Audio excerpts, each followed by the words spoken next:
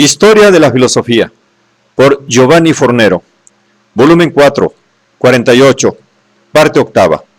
La filosofía contemporánea, tomo 1, capítulo 3, Filosofía y teología de Tillich a los teóricos de la muerte de Dios. 912. Tillich, la caída de la filosofía clásica alemana y el drama del hombre del siglo XX.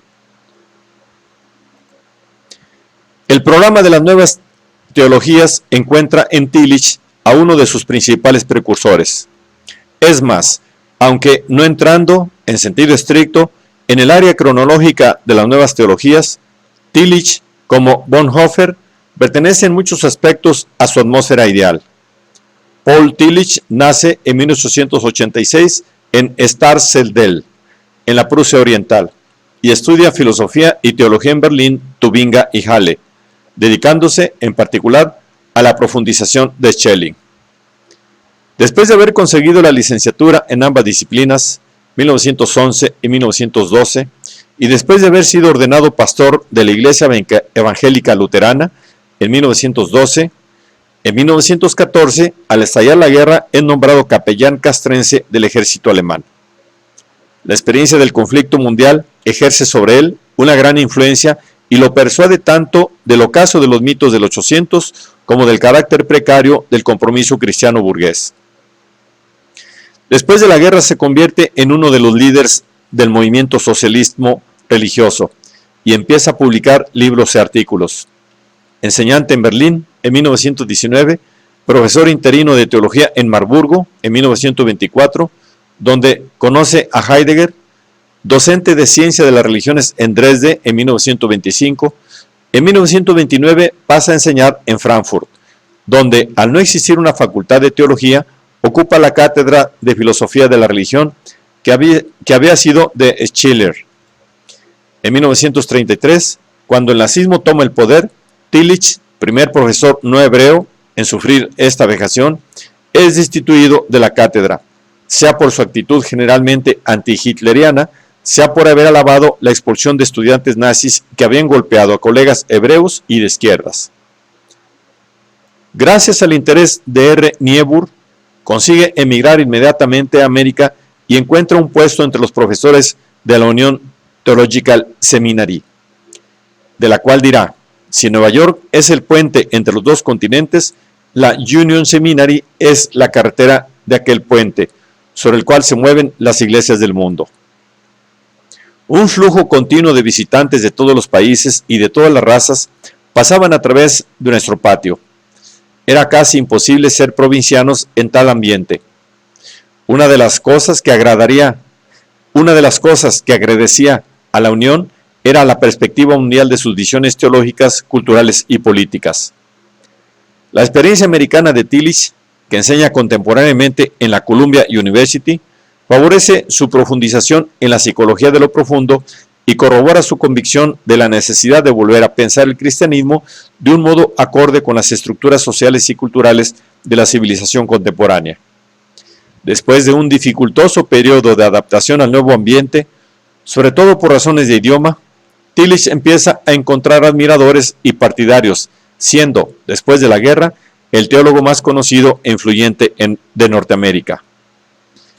En 1955 fue llamado a Harvard y, a continuación, a la Divinity School de Chicago, donde enseña hasta su muerte, en 1965. Como se puede ver por este esquema biográfico, Tillich ha sido partícipe no solo de dos mundos geográficos y sociales, la vieja Europa y América, sino también en parte de dos edades y culturas, la del 800 y la del 900. Por esta razón, ha sido definido como un teólogo de la frontera, o sea, un estudioso destinado a pensar sobre el punto de demarcación.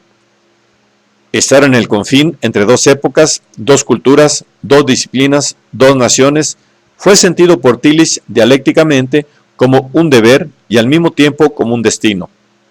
En efecto, en el escrito autobiográfico titulado Sobre la línea del confín, Tillich pone su entera trayectoria humana y teológica bajo el signo simbólico y casi profético del confín, entendido no como elemento de separación, sino como un lugar ideal de distinción y oposición, y juntamente de referencia y mediación.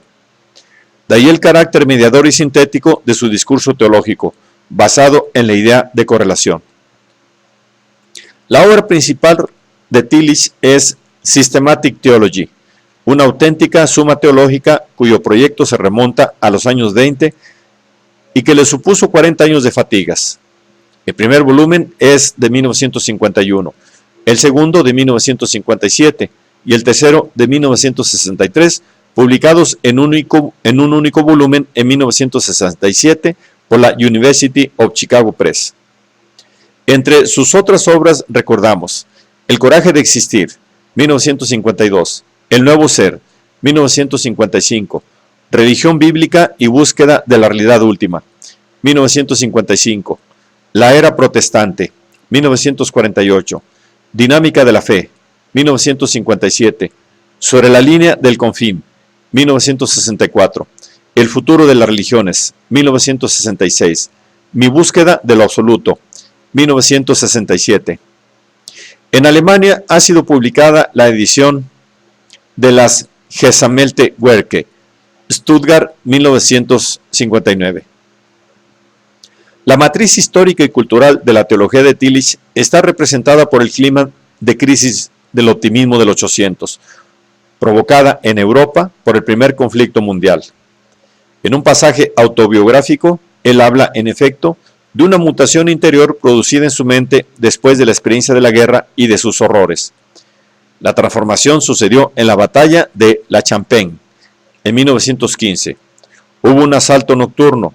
Durante toda la noche no hice más que moverme entre heridos y moribundos. Muchos eran íntimos amigos míos. Durante toda aquella horrible noche, caminé entre hileras de gente que moría. En aquella noche, una gran parte de mi filosofía clásica alemana se rompió en pedazos. La convicción de que el hombre era capaz de adueñarse de la esencia de su ser, la doctrina de la identidad de la esencia y de la existencia. Recuerdo que me sentaba bajo los árboles de los bosques franceses y leía Así habló Zaratustra de Nietzsche, como hacían muchos otros soldados alemanes en continuo estado de exaltación. Esta era la liberación definitiva de la heteronomía. El nihilismo europeo proclamaba el dicho profético de Nietzsche: Dios ha muerto. Y sí, el concepto tradicional de Dios, desde luego, había muerto. De esta confesión es particularmente significativa la última frase, por cuanto ella encierra todo el programa teológico del Tillich, el cual, convencido de que el concepto tradicional de Dios no tiene ningún significado para el hombre moderno, dedicará toda su vida y gastará todas sus energías para transformar el mensaje cristiano, para darle una expresión nueva. Al principio de Systematic Theology, Tillich escribe en efecto que un sistema teológico debe encararse con dos exigencias de fondo: la afirmación de la verdad del mensaje cristiano y la interpretación de esta verdad por cada nueva generación. Y en efecto, fiel a este programa de mediación de la verdad perenne del cristianismo con la situación específica del hombre de hoy, Tillich ha perseguido constantemente el ideal de una teología llamada apologética.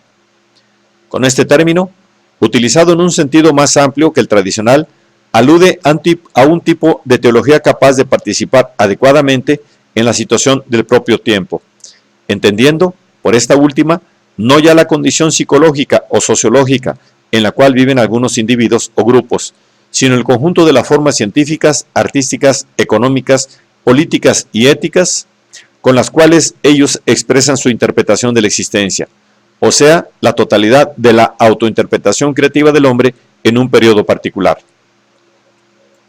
Según Tillich, la autocomprensión situacional de los hombres del siglo XX, que se manifiesta sobre todo en el modo en que ellos hablan de sí mismos en la literatura, en el teatro y en el arte, está caracterizada por la angustia y encuentra en el existencialismo su más típica manifestación filosófica. En efecto, el individuo contemporáneo no solo tiene tras de sí una serie de catástrofes terribles, sino que continúa viviendo en una situación grávida de posibles catástrofes.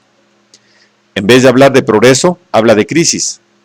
Ha vivido el no ser que baña a todo ser como un océano amenazador. Ha vivido la muerte como el traspaso de innumerables hombres a los cuales la naturaleza había prometido una vida más llena, y como la amenaza inminente en todo momento sobre el propio ser. Ha vivido la culpabilidad en un grado inconcebible para la imaginación humana, y ha entendido no ser excusable incluso cuando solo era culpable de su propio silencio. Ha aprendido a dudar no solo de los juicios de los demás, sino también del suyo propio, que era para él el más seguro. Y si se pregunta cuál es el sentido de su ser, se le abre delante un abismo, en el cual se atreven a mirar solo los más valientes, el abismo de lo absurdo. En consecuencia, abandonada la mentalidad de aquellos que no quieren aceptar más que una confirmación repetida de algo que ya conocen o creen conocer, la teología actual, en cuanto teología apologética o teología que responde, deberá medirse con el moderno desencanto, mostrándose idónea para dialogar fraternalmente no solo con los creyentes, sino también con los no creyentes y sus vanguardias culturales. En este esfuerzo, la teología deberá despojarse de símbolos y expresiones arcaicos, valiéndose de un lenguaje inédito, capaz de encontrar palabras nuevas para una sapiencia antigua y de mezclarse con los lenguajes ya secularizados del hombre de hoy. De ahí el programa tillichiano, tomado en parte del de Bultmann, de una transmitificación del cristianismo, o de una metamorfosis de los símbolos. Proyecto que no se detiene ni siquiera ante la palabra Dios. Si para vosotros aquella palabra no significa gran cosa, traducidla y hablad de los abismos de vuestra vida, del manantial de vuestro ser, de vuestro interés supremo, de aquello que tomáis en serio sin ninguna reserva. Quizás, para hacerlo, deberéis olvidar todo aquello tradicional que habéis aprendido acerca de Dios, quizás hasta la palabra misma. Porque si sabéis que Dios significa profundidad, querrá decir que sabéis mucho sobre Él. Os será imposible entonces deciros ateos o incrédulos, porque no podéis pensar ni decir. La vida no tiene profundidad, la vida misma es llana. El ser mismo es solamente superficial. Si podéis decirlo con absoluta seriedad, seréis ateos, si no, no lo sois. Quien no sabe sobre lo profundo, sabe sobre Dios. Quien sabe sobre lo profundo, sabe sobre Dios.